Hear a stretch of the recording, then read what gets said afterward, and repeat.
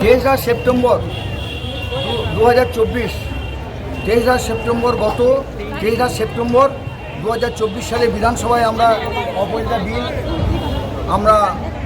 Bill pass করেছি।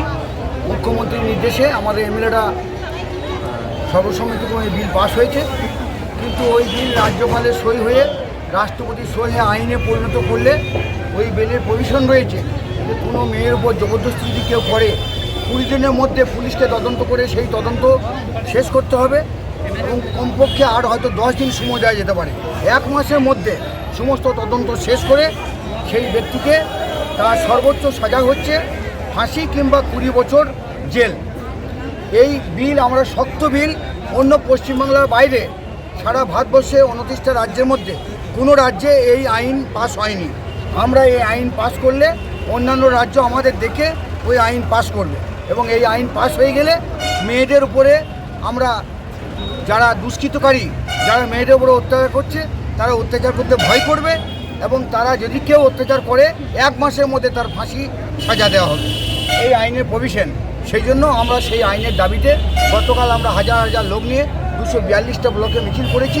আমাদের কেতুগ্রাম 1 নম্বর ব্লকে কান্দ্রায়, আমরা 2 নম্বর ব্লকে আমরা পাচুন্দিতে মিছিল করেছি।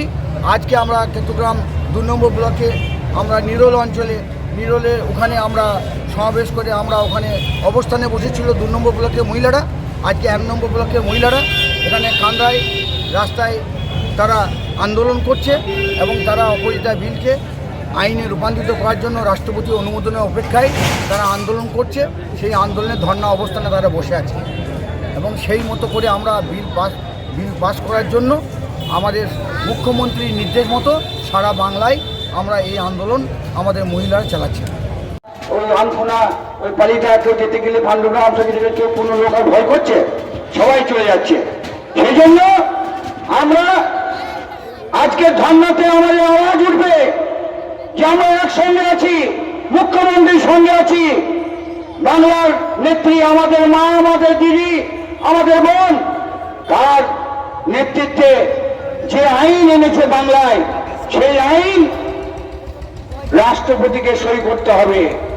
বিজেপির মুখ্যমন্ত্রী নরেন্দ্র মোদী, অমিত শাহ তাদের রাষ্ট্রপতিকে সই করানোর দায়িত্ব নিয়ে সই করিয়ে নিয়ে আমাদেরকে এই আইনে রূপান্তরিত বিলকে, যে বিল বিধানসভায় পাস হয়েছে অপরাজিতা বিল, সেই বিলকে আইনে পরিণত করতে হবে, তাহলে মেয়েদের সুরক্ষা হবে।